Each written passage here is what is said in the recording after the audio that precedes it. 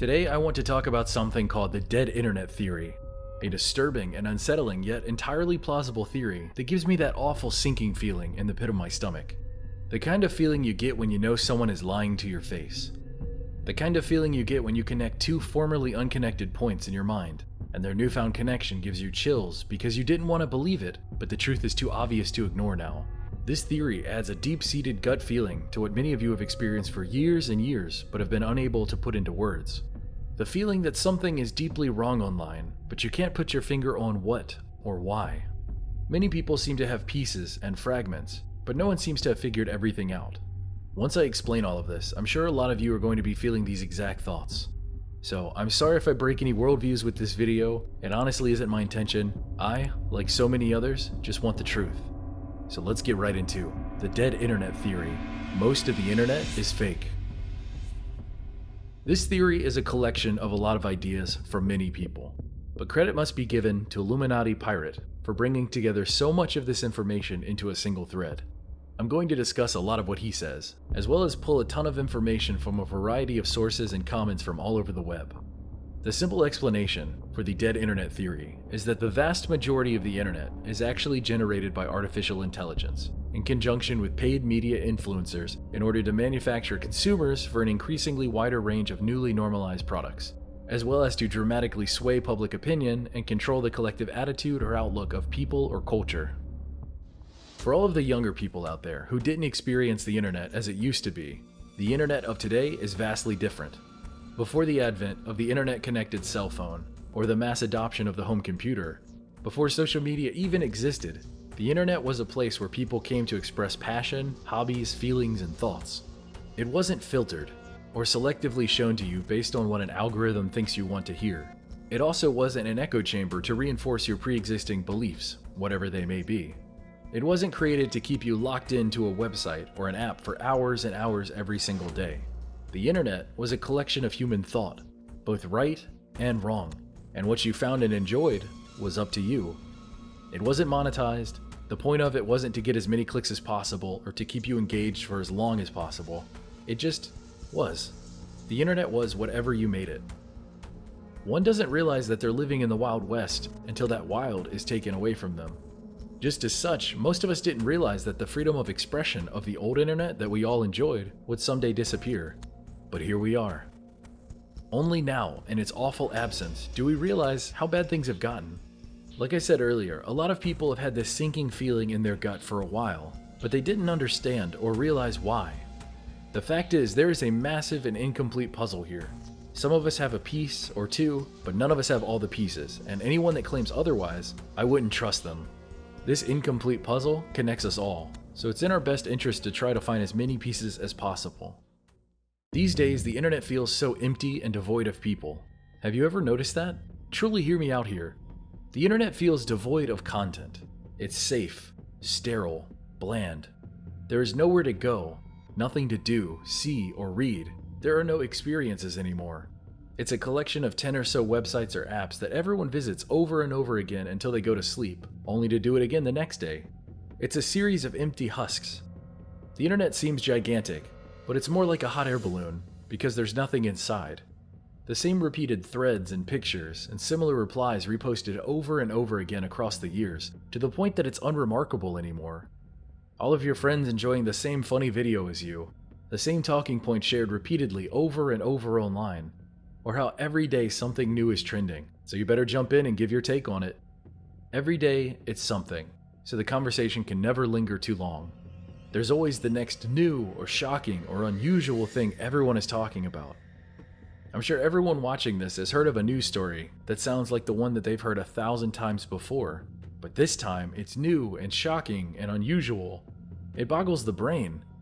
For example, how many times have we heard something about a new type of moon only happening tonight or tomorrow? A blue moon, a blood moon, a super flower blood moon, a pink moon, a super pink moon, a hunter's moon, a snow moon. You get the point. Why does everything feel so fake and manufactured?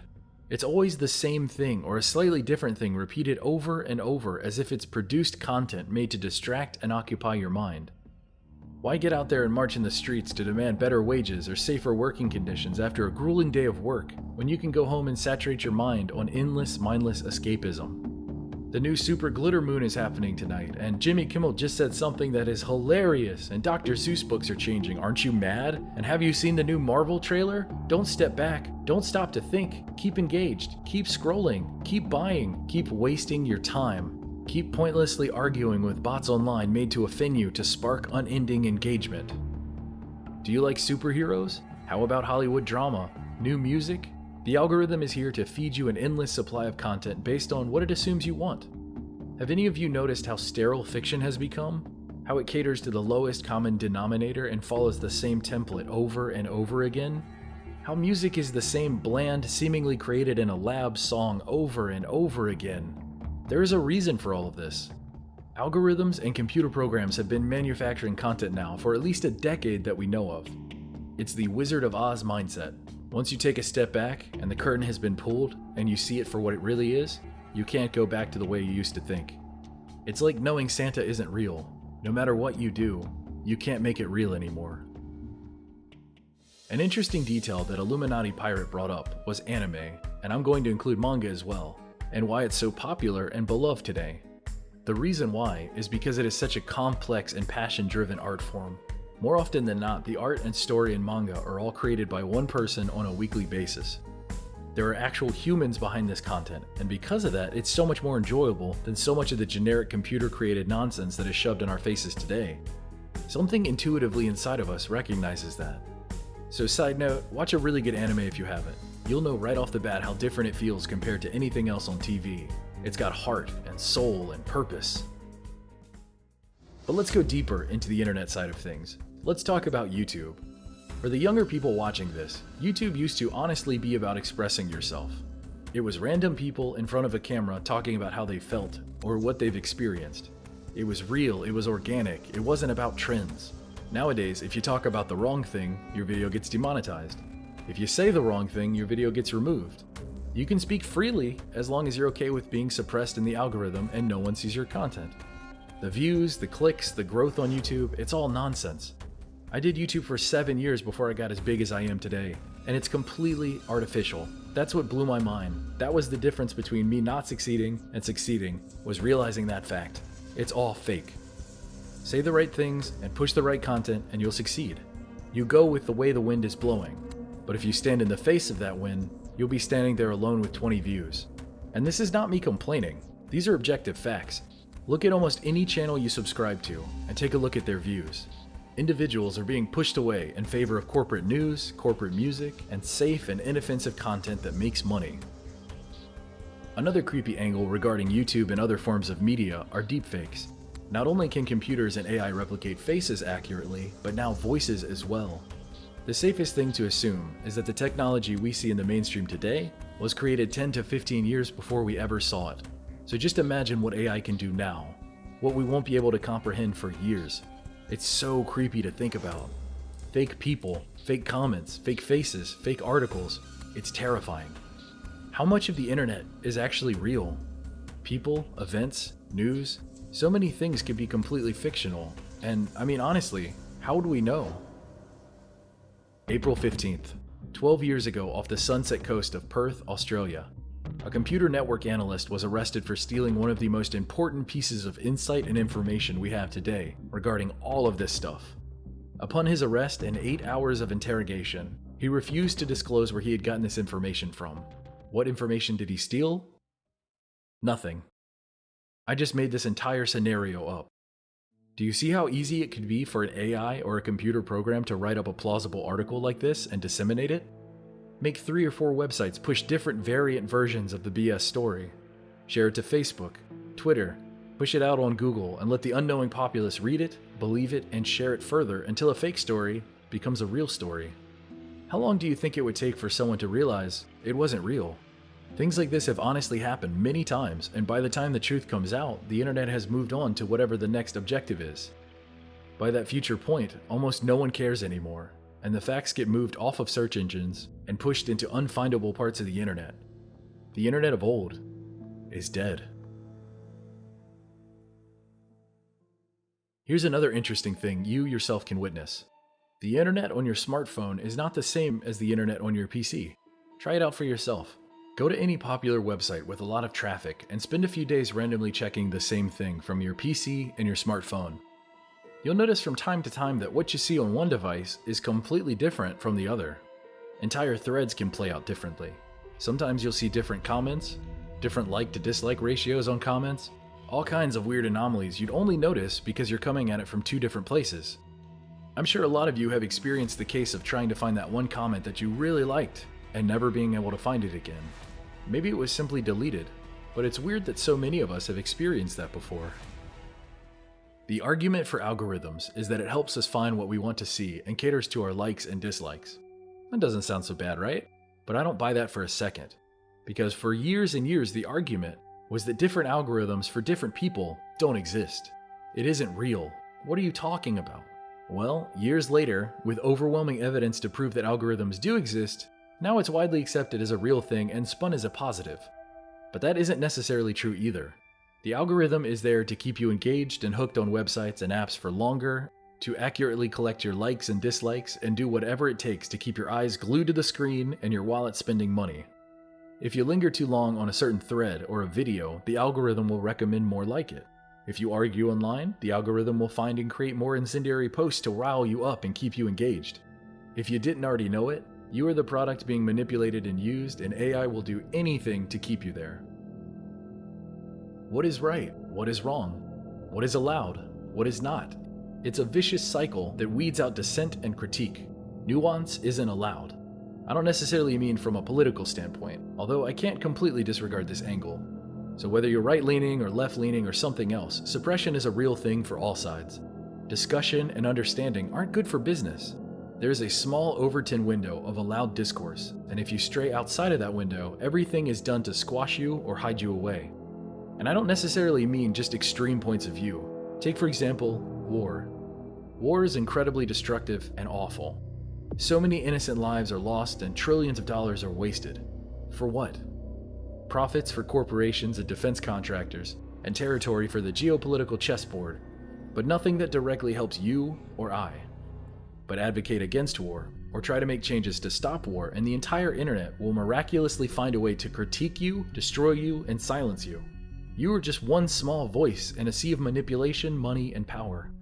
And that's not all. The AI and algorithms are used to push public opinion. World news is pushed only by a handful of specific people, carefully selected and manicured for you. For every hot-button issue, there is a deliberate and more often than not manufactured angle which is going to be pushed towards you to keep you fighting rather than collectively coming together.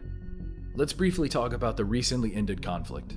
The fact of the matter is that no matter what time we left that country, it was going to collapse. 10 years ago, today, or 10 years from now. This is a fact, but they don't want that to be a fact. Obviously, the powers that be wanted us to stay there indefinitely because it is so lucrative. There are so many natural resources to pillage, and the money made by defense contractors was so great, we gotta stay there forever.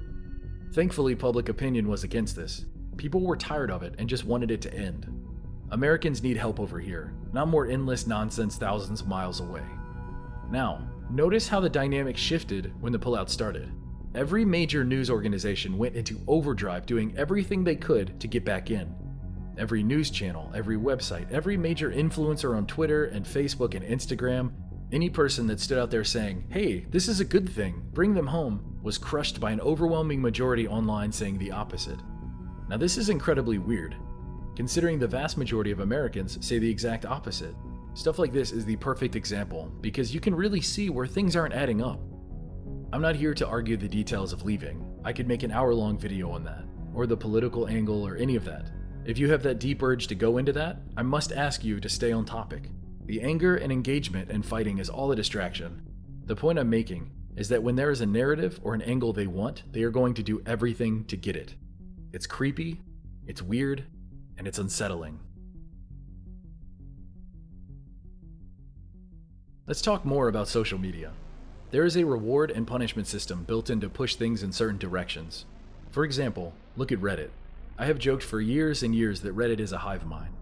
Now that this theory has come along, that joke seems to be a lot less funny and a lot more realistic.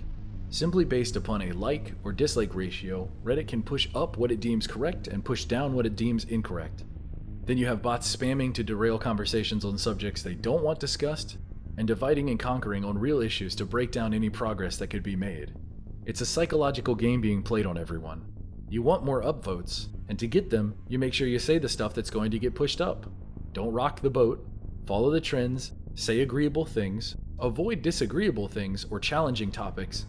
The obvious point of Reddit having a point-based system is to make the points go up. This system discourages you from saying things that will make your points go down. You only want your points to go up. Do you see the problem? I'm not even that much of a contrarian, but the first thing that I do when I check out an interesting Reddit thread is to sort by controversial, because it feels so much more human. I want to read responses from people with different opinions, not so much to get mad or to argue with others, but to have my beliefs challenged.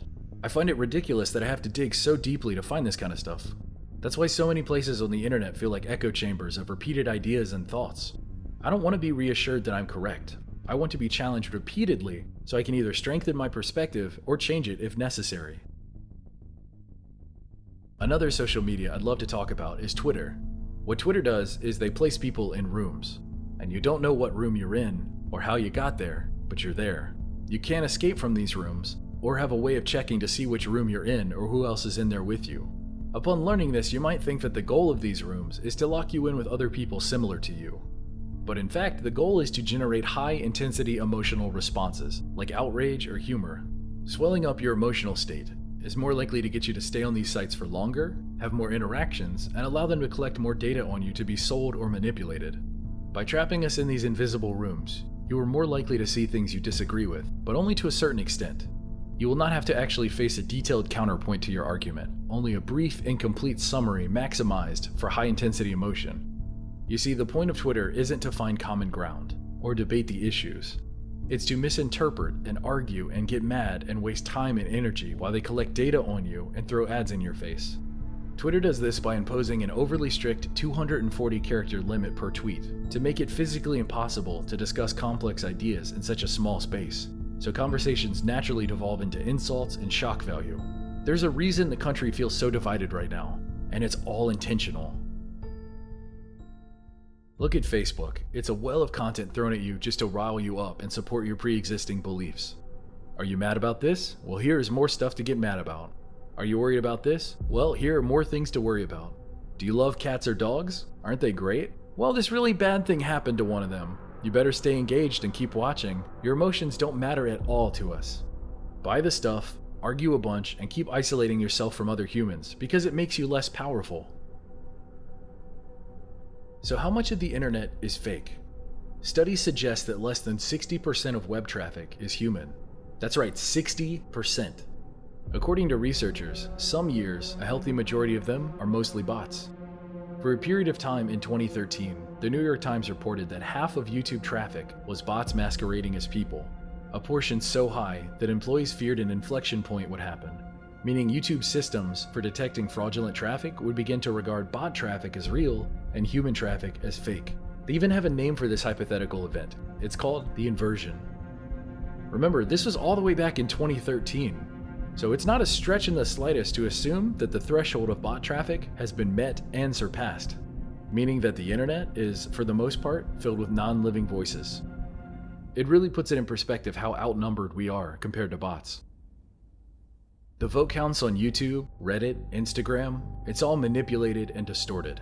Very little of it is real. For example, every single time that I upload a video, I lose around 10 subscribers. It's like clockwork. Doesn't matter what I upload or how popular it is, I lose around 10 subscribers right when I click publish. Amazingly enough, I'm not alone in this. This isn't a single glitch that just happens to me. This happens to most people with a big enough subscriber base, and I'm sure the numbers scale upward. The common prevailing theory is that it's YouTube's sly way of removing regular humans from the equation. If you're big enough and successful enough, you can weather the storm pretty easily. Losing 10 subs isn't bad when you gain thousands. But if you're a smaller YouTuber, or a YouTuber they don't really want around anymore, losing subs is an easy and subtle way to mentally break you down and eventually remove you from the equation. The push for corporate content and acceptable content is all that matters. YouTube isn't about you anymore. Just change the name already and call it Content Tube or Corporate Tube. But let's get even deeper and more disturbing. DARPA, the Defense Advanced Research Projects Agency, is a research and development agency of the United States Department of Defense and is responsible for the development of emerging technologies for use by the military. DARPA had a program called LifeLog, and its goal was exactly that, to log one's entire life. LifeLog aimed to compile a massive electronic database of every activity and relationship a person engages in. This was to include credit card purchases, websites visited, the content of telephone calls and emails sent and received, faxes, postal mail sent and received, instant messages sent and received, books and magazines read, television viewing habits and radio selections, physical locations recorded by wearable GPS sensors, and even biomedical data captured through wearable sensors. The point of collecting all of this data on everyone was to identify preferences, plans, goals, and markers of intentionality. Another of DARPA's goals for LifeLog had a predictive function.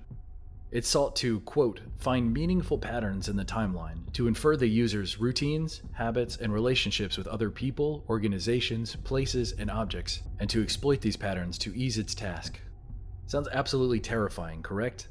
Well, lucky for us, it was shut down February 4th, 2004 over criticism from civil libertarians concerning the privacy implications of such a system.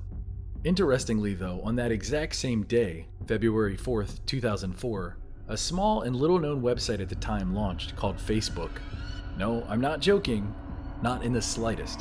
The exact same day that they shut down LifeLog, Facebook started.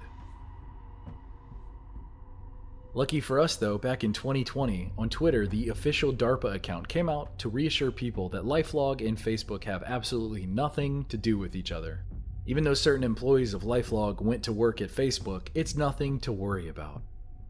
Right. Once you learn all that, it makes you look back at all those news stories that you heard over the years of Facebook selling user information to other companies, and all this stuff seems pretty obvious now. We've been played, ladies and gentlemen. Then you had those NSA leaks years ago that the government was in fact spying on all of us, and when you add up all these pieces, it's easy to see that this is a massive puzzle, and we simply don't have all the pieces. There's a lot more information in the post by Illuminati Pirate, and I highly recommend anyone go check that out if you want to dig deeper into this topic. I'm going to have a link in the description. The conclusion that he draws is essentially this. The US government is engaging in an artificial intelligence-powered gaslighting of the entire world population. Now, whether you agree with this, or disagree, or accept some parts or deny other parts, you can't say this isn't a fascinating theory. It's a positive feedback loop. A stick and carrot approach. Say and do the right thing, get rewarded. Say and do the wrong thing, get artificially suppressed. This way the narrative can be strung along in whatever way a corporation or government pleases. Why debate and discuss ideas and plan for progress when we can instead yell about stupid, pointless culture war nonsense? Just think about it, the internet is the fastest way to retrieve, absorb, and share information. Of course it was going to eventually be manipulated and contorted into what it is today. Nowadays, everyone is too cowardly to have an opinion that clashes with what is deemed acceptable within the Overton window. Artificial trends created by who knows what drive the daily narrative. Then we get drawn into that by an overwhelming human obsession with being a part of the conversation. If you're not a part of it, you feel left out. And if you play it safe and you go with the flow, well, you feel validated and a part of something. It's human psychology and sociology used against us.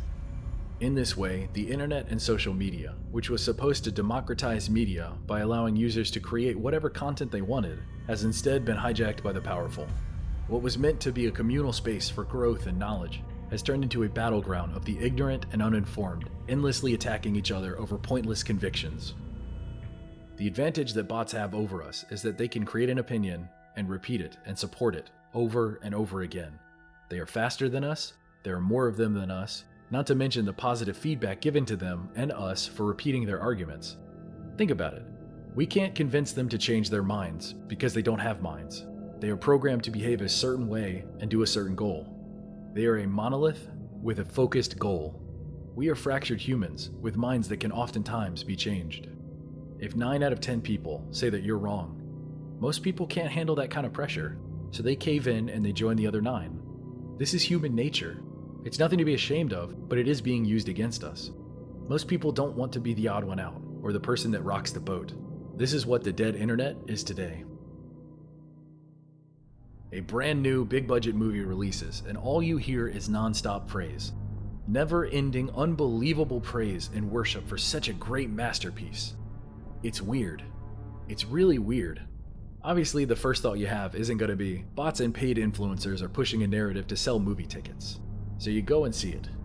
It was fine, nothing extraordinary, but here's the thing.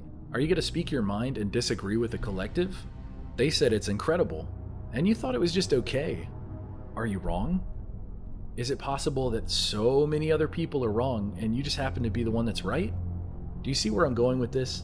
The internet today isn't at all what it used to be. So who is to blame? Is it us? Is it Google? Is it Facebook? The government? Politicians? Honestly, it's everyone. We got so preoccupied with life and small gradual improvements to that life, we didn't see what was happening. It was a small fire that started in the basement, and we just didn't notice it. And now the house is completely burnt down. So what can we do? I suppose the first way to do this is to spread awareness of this. Next, you can pull yourself and your content off Facebook and other social media. Extremely limit the amount of information you share with these companies is also important. Another thing that everyone could start doing for once is demanding bought and paid for politicians on both sides do better. Turning your phone off, unplugging your Echoes and Alexas, and getting away from everything would help. Imagine one day of no one using any of this stuff. The effect would be unbelievable. Lastly, we need to recognize that the internet isn't real life. We are all so tightly wound in our separate rooms that we have failed to recognize it isn't real. It's a distraction to keep you all separated and anxious. So pull the plug as much as possible. The fact is, we are all in this together. We are all humans who desire a better life, be it American or otherwise. We are all humans with brains and hearts and feelings and emotions. We want a better life for ourselves, for our children, and for the future. They are gaslighting us and manipulating us to fight with each other over the stupidest stuff. My main objective with this video is first and foremost explain the dead internet theory, but secondly to reinforce the idea that even if we disagree with each other over certain things, we need to realize that 99% of that noise is a distraction. We can overcome small differences. Everything doesn't have to be a fight. Everything isn't a life or death struggle, like frauds on the internet try to make it out to be. We don't need to separate and segregate ourselves into smaller and smaller groups just to infight. The more we do that, the less power we all have. If we want to change things, we have to realize that we are all in this together, and the further we grow apart from one another, the chance of us coming together for positive change gets smaller and smaller, and they win. So tell me, what do you think about the dead internet theory? Is this something you could see yourself believing, or is it too far out there for you to accept? There's a pretty powerful impulse in all of us that when we hear something huge that could change our view on everything, we reject it to protect ourselves. This is natural and normal. Humans aren't meant to have their entire existence blown up. No one wants to have their entire worldview, which they've built a life upon, crumble before their very eyes. It's intense, it's strange, but I challenge you to face it bravely. Personally, I find this fascinating, but honestly, a little frightening. The first time I read it, it gave me chills. But then again, every spooky mystery kind of gives off that vibe. So I hope you enjoyed this deep dive into something new, and if you did enjoy it, I hope that you will continue to support my efforts to entertain you going forward. If you like this and you think my work is worth supporting, head on over to Patreon and throw me a few bucks there, link in the description. The last time I made a video on a weird topic like this, it got demonetized and pulled down, so any help is appreciated. Also, if you subscribe to my Patreon, you'll get early access to all videos just like this one, as well as exclusive videos that only they get to watch. Thank you all so much for watching. Let me hear all of your thoughts below, and until next time, never stop searching.